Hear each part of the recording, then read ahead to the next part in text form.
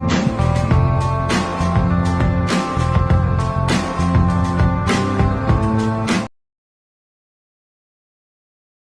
Friends, welcome back to our channel.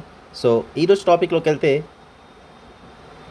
Airport నుంచి మనకు ఒక జాబ్ నోటిఫికేషన్ అయితే రిలీజ్ చేశారు. సో ఇది వచ్చేసి for the post of airport ground staff position, different ground departments of airports in Kerala. So ఇది Kerala aviation నుంచి మనకి నోటిఫికేషన్ అయితే రిలీజ్ చేశారు.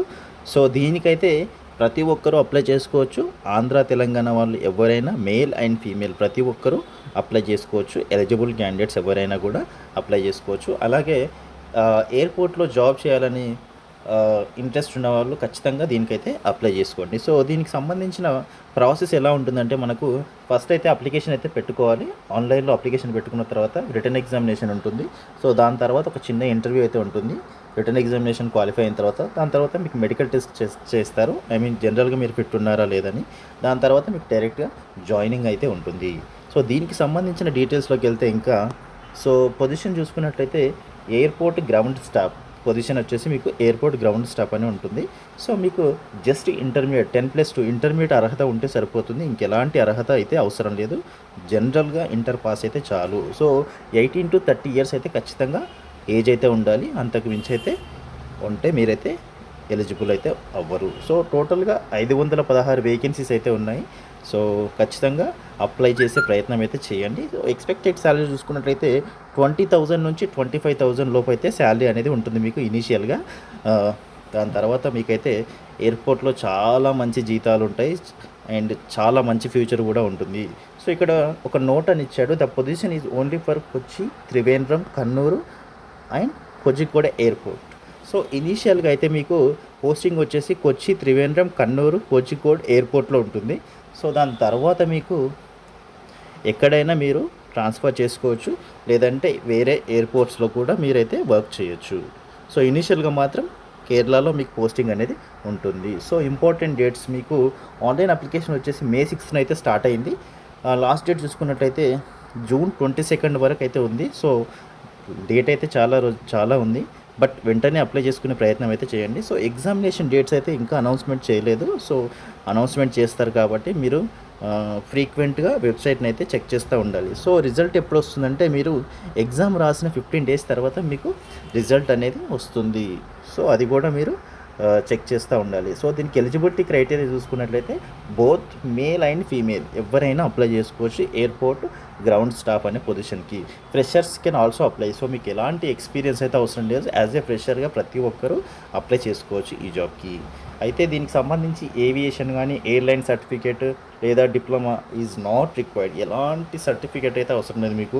ఏవియేషన్ కానీ, ఎయిర్లైన్ సర్టిఫికేట్ కానీ ఎలాంటి సర్టిఫికేట్ అయితే అవసరం లేదు. జస్ట్ ఇంటర్ క్వాలిఫికేషన్ ఉంటే అప్లై చేసుకోవచ్చు. అలాగే 10th+ ITI students are eligible for the ground staff position and can apply. So ఇంకొకటి ఏంటి అంటే, ఇంటర్ లేని వాళ్ళు 10th+ ITI ఉన్న వాళ్ళు కూడా ఈ జాబ్కి అయితే అప్లై చేసుకోవచ్చు. There is no age relaxation for any category. ఎలాంటి ఏజ్ రిలాక్సేషన్ అయితే లేదు. 18 to 30 ఇయర్స్ లోపు ఉన్న వాళ్ళు మాత్రమే అప్లై చేసుకోవాల్సి ఉంటుంది. సో మంచి ఆపర్చునిటీ అయితే చెప్పుకోవచ్చు ఇది. సో రిటర్న్ ఎగ్జామినేషన్ మీకు ఎలా ఉంటుందంటే, జనరల్ అవేర్నెస్ నుంచి 25 క్వశ్చన్స్ అయితే ఉంటాయి, 25 మార్క్స్. అలాగే యాప్టిట్యూడ్ అండ్ రీజనింగ్ నుంచి 25 క్వశ్చన్స్, 25 మార్క్స్. ఇంగ్లీష్ నాలెడ్జ్ నుంచి 25 క్వశ్చన్స్, 25 మార్క్స్. ఏవియేషన్ నాలెడ్జ్ నుంచి 25 క్వశ్చన్స్, 25 మార్క్స్. సో ఓవరాల్గా 100 క్వశ్చన్స్ అయితే ఉంటాయి మీకు. సో టైం వచ్చేసి 90 minutes, అంటే 1.5 hour అయితే టైం అయితే ఉంటుంది. సో మీకు ఎగ్జామ్ ఏ స్టాండర్డ్లో ఉంటుందంటే 12th. సో ఇంటర్మీడియట్ రేంజ్లో మీకు ఎగ్జామ్ అనేది ఉంటుంది. సో ఇక్కడ సిలబస్ అయితే ఇచ్చాడు, జనరల్ అవేర్నెస్ నుంచి టాపిక్స్ ఇవన్నీ. సో ఈ టాపిక్స్ ప్రిపేర్ అయితే సరిపోతుంది. అలాగే యాప్టిట్యూడ్ అండ్ రీజనింగ్ నుంచి ఇక్కడ మెన్షన్ చేసిన టాపిక్స్ అన్నీ ప్రిపేర్ అయితే సరిపోతుంది. దాని తర్వాత జనరల్ ఇంగ్లీషు, ఏవియేషన్ నాలెడ్జ్ నుంచి ఇక్కడ ఉన్న టాపిక్స్ ప్రిపేర్ అయితే సరిపోతుంది. సో ఎగ్జామినేషన్ డీటెయిల్స్ చూసుకున్నట్లయితే మీకు 100 అయితే objective type questions, multiple choice క్వశ్చన్సే ఉంటాయి. ప్రతి క్వశ్చన్కి 1 మార్క్ అయితే ఉంటుంది. అండ్ మీకు ఎగ్జామ్ అయితే ఇంగ్లీష్లోనే ఉంటుంది. ఎలాంటి నెగిటివ్ మార్క్స్ అయితే ఉండవు. హ్యాపీగా 100 క్వశ్చన్స్కి 100 అయితే అటెంప్ట్ చేయొచ్చు మీరు.